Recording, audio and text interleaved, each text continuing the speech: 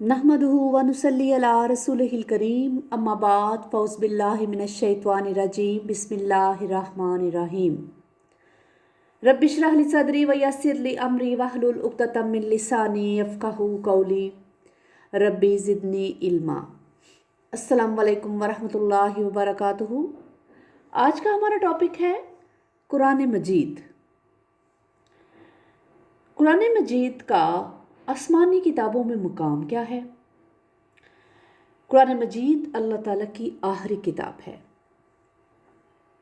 तमाम आसमानी किताबें किसी ख़ास कौम या ज़माने तक महदूद थीं।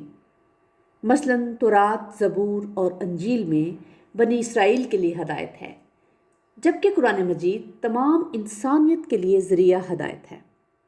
इसलिए इसके अहकामात को बजा लाना फ़र्ज़ है। तमाम आसमानी किताबों के मानने वाले और मुहक्किकीन ये इतराफ़ करते हैं कि ये वो किताबें नहीं जो अल्लाह ताला की तरफ से नाज़िल हुई थी, इसलिए कि इनमें तहरीफ और तब्दीली की गई है, और कुरान मजीद वो किताब है जो महफूज तरीन रवायत है। कुरान मजीद ऐसा कलाम नहीं जिसे गढ़ा जा सके। पहली किताबों में जो तहरीफ और तब्दीली आ चुकी, ये उनकी नफ़ी करता है, और कुरान मजीद अपने से पहले आने वाली किताबों की तस्दीक करने वाला है। तमाम आसमानी किताबों का मुहाफ़िज़, अमीन और गवाह है। इसका मतलब यह है कि जिन हक़ाइक़ को कुरान मजीद दुरुस्त करार देगा वो दुरुस्त होंगे, और जिनको ये गलत करार देगा वो गलत होंगे। कुरान मजीद की हिफाजत का इंतज़ाम ये है कि हाफिज़ इसे अपने सीने में महफूज करते हैं और लिखने वाले उसे कलम बंद करते हैं जबकि बाकी किताबें तहरीफ और तब्दीली का शिकार हुईं। तौरात जंग में गायब हुई, फिर ना मिली। अंजील के 5 नुस्खों में से कौन सा सही है ये कोई नहीं जानता। कुरान मजीद तमाम इंसानी मामलात में रब की रहनुमाई है। दुनिया और आखिरत की कामयाबी का इन्हसार इसी पर है, जबकि बाकी किताबें तहरीफ हो जाने की वजह से अब खालिसतन रब की रहनुमाई नहीं कर पाती। कुरान मजीद की सफ़ात में है कि कुरान मजीद दुनिया की सबसे बड़ी बलाई है। सूरह नहल में रब्बुल इज़्ज़त का फरमान है ये, और सूरह यूनुस की आयत नंबर 58 में अल्लाह पाक फरमाता है, कह दो कि ये अल्लाह ताला के फ़ज़ल और उसकी रहमत से है।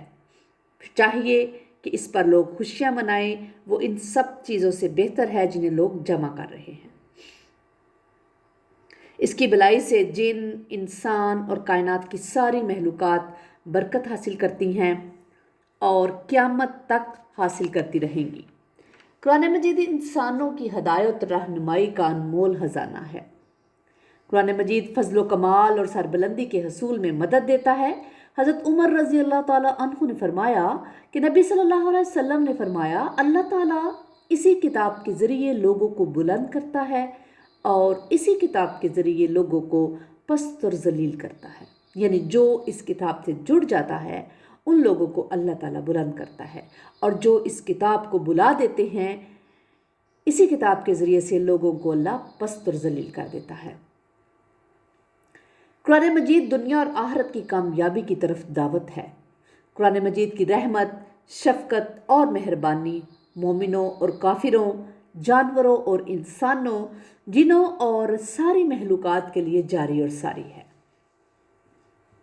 कुरान मजीद दिल में उतर जाने वाली नसीहत है, नेकी की तरगीब देता है और बुराई से रोकता है।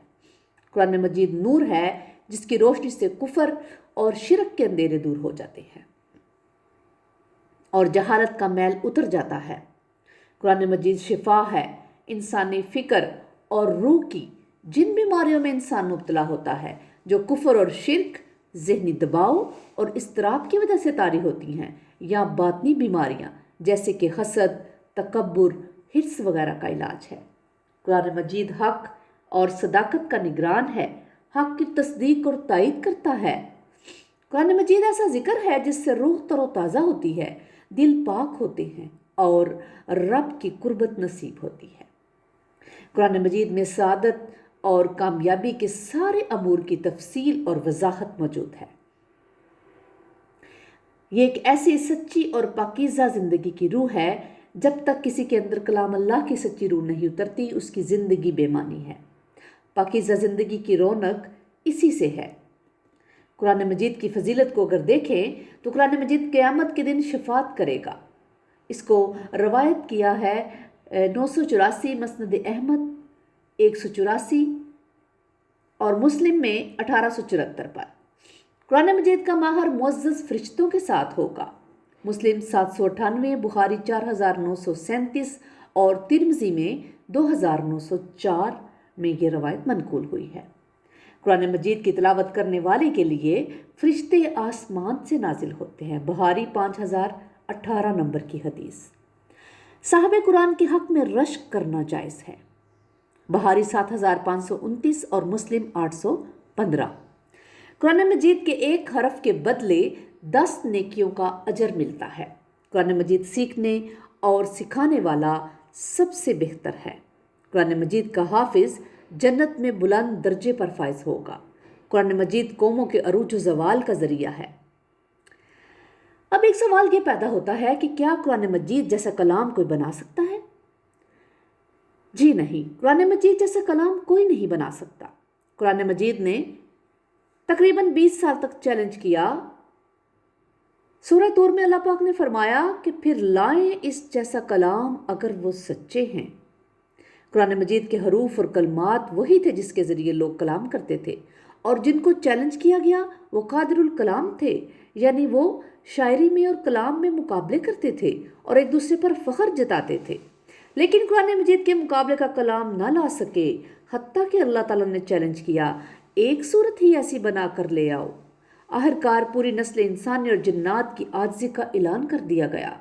सूरह बनी इसराइल में अल्लाह पाक ने फरमाया, कह दो कि अगर तमाम इंसान और जिन इस पर इकट्ठे हो जाएं कि इस कुरान जैसी कोई चीज़ ले आएं तो वो इसके जैसा न ला सकेंगे, अगरचे वो एक दूसरे के मददगार हों।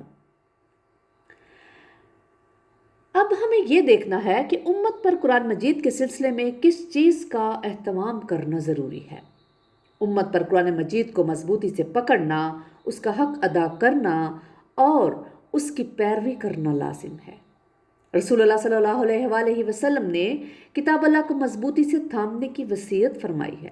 किताब अल्लाह को मजबूती से थामने से मुराद ये है कि दिन और रात के हिस्सों में इसकी तिलावत करना, कुरान मजीद को अपनी ज़बान में समझने और उसके मफ़हूम को उसी तरह से समझने के लिए जैसे अल्लाह ताला और उसके रसूल सल्लल्लाहु अलैहि वसल्लम ने समझाया, उसके तर्जुमा और तफसीर की बाकायदा तालीम हासिल करना, कुरान मजीद की आयात में गौर व फिक्र करना, कुरान मजीद को हिफ्ज़ करना, कुरान मजीद की हलाल चीज़ों को हलाल और हराम करदा चीज़ों को हराम समझना और उसके अहकामात पर अमल करना, कुरान मजीद की वईद आने वाली आयात से खौफ खाना, कुरान मजीद के वाक़यात से नसीहत हासिल करना, कुरान मजीद की मिसालों से इबरत पकड़ना, कुरान मजीद की मुकर्रर करदा हदूद के अंदर रहना, कुरान मजीद की मुहकम आयात पर अमल करना और मुतशाबा पर सर झुका देना, दीन में गलू करने वालों का साथ ना देना बल्कि दीन का दिफा करना, कुरान मजीद की दावत देना, कुरान मजीद की तालीम देना और उसके लिए तालीम के लिए तमाम करना। अब एक बात ये भी है कि क्या कुरान मजीद पर ईमान लाने के बाद सुन्नत की ज़रूरत बाकी रहती है?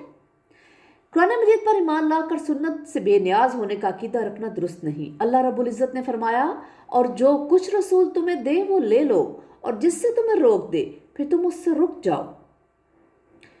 सुन्नत कुरान मजीद की तफसीर लेकर आई है।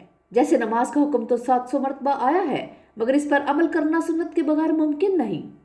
हज़रत मुक़दाम बिन मादी करब रज़ियल्लाहु ताला अन्हु से रवायत है कि रसूलुल्लाह सल्लल्लाहु अलैहि वसल्लम ने फरमाया, लोगों याद रखो, कुरान ही की तरह एक और चीज़ यानी हदीस मुझे अल्लाह ताला की तरफ से दी गई है।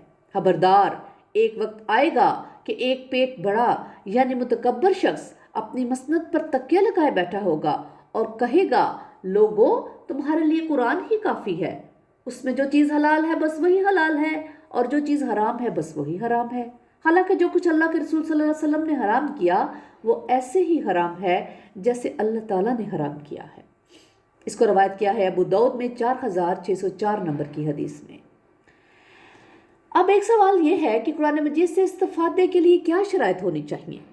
कुरान मजीद से इस्तिफादा यानी फ़ायदा हासिल करने के लिए 4 शराइत हैं جو مسلمان اپنے اندر یہ صفات پیدا کرے گا وہی قرآن حکیم کی ہدایت سے مستفید ہوگا۔ سب سے پہلے کہ اس پر ایمان رکھنا، یعنی اللہ تعالیٰ اور اس کے رسول کے بتائے ہوئے طریقے کے مطابق ایمان لانا، ان کو دل سے تسلیم کرنا اور ان کے احکامات پر عمل کرنا۔ ایمان والوں کے لیے یہ کتاب رحمت اور شفا ہے۔ دوسرا ہے اسلام۔ اس سے مراد ہے کہ دل کی خوشی کے ساتھ اللہ تعالیٰ کے احکامات کی پابندی کی جائے اور اپنے آپ کو اس طرح اللہ تعالیٰ کے حوالے کر دیں کہ فکر و احساسات کا سارا محور اور مرکز صرف اور صرف اللہ رب العزت کی ذات ہو۔ اس کی ذات میں اپنی ذات کی حوالگی کے بعد ہر عمل میں اللہ تعالیٰ کی رضا کی طلب ظاہر ہو، اور جو عمل اللہ تعالیٰ کو ناپسند ہے ان سے بچا جائے۔ اسلام کی وجہ سے اللہ تعالیٰ کا کلام شفا بنتا ہے، دل اور زبان پر یہ کلام یعنی قرآن پاک جاری ہو جاتا ہے۔ تیسری شرط ہے احسان۔ اس سے مراد یہ ہے کہ ایمان لا کر اسلام کو اپنانے میں عمدگی اختیار کرنا، اللہ تعالیٰ کے احکامات کی فوری تعمیل، اس کے نواہی سے پرہیز، اور ہر حال میں یہ سمجھنا کہ اللہ تعالیٰ دیکھ رہا ہے۔ اسی سے اعمال میں اخلاص اور عمدگی پیدا ہوگی۔ احسان کرنے والوں کے لیے یہ کتاب ہدایت اور رحمت ہے۔ چوتھی شرط ہے تقوی۔ اس کا مطلب یہ ہے کہ اللہ تعالیٰ سے ڈرتے ہوئے کفر اور شرک سے بچنا، فرائض، واجبات اور مستحبات میں بھی سستی اور غفلت سے پرہیز کرنا، حرام اور ناپسندیدہ کاموں سے بچنا۔ تقوی کی وجہ سے ہی ارادوں میں قرآن مجید کی جھلک نظر آتی ہے۔ فیصلے قرآن مجید کے آئینہ دار ہوتے ہیں، اور یہ کتاب کوئی شک نہیں کہ تقوی والوں کے لیے ہدایت ہے۔ جو شخص اس کتاب ہدایت سے فائدہ نہیں اٹھاتا وہ محروم رہے گا، اگرچہ سرچشمہ جاری ہے، لیکن اس کے لیے ہونا یا نہ ہونا برابر ہے۔ اے اللہ، اے رب ذوالجلال، یا ارحم الراحمین، یا اکرم الاکرمین، یا ارحم الراحمین، اس کتاب کو، قرآن مجید کو قبر کی ورشتوں میں ہمارا مونس بنا دینا۔ یا الہی، قرآن مجید کے ذریعے ہم پر رحمتیں نازل فرما۔ یا الہی، ہم پر، ہماری اولادوں پر اپنا رحم و کرم فرما۔ یا الہی، ہمیں اور ہماری اولادوں کو اپنا فرما بردار بنا لیجئے۔ یا الہی، ہمیں ایسا بنا دیجئے کہ ہم آپ کو پسند آ جائیں۔ یا الہی، ہمیں اپنے مقربین میں شامل فرما لیجئے۔ ربنا تقبل منا انک انت السمیع العلیم وتب علینا انک انت التواب الرحیم۔ سبحان ربک رب العزۃ عما یصفون وسلام علی المرسلین والحمد للہ رب العالمین۔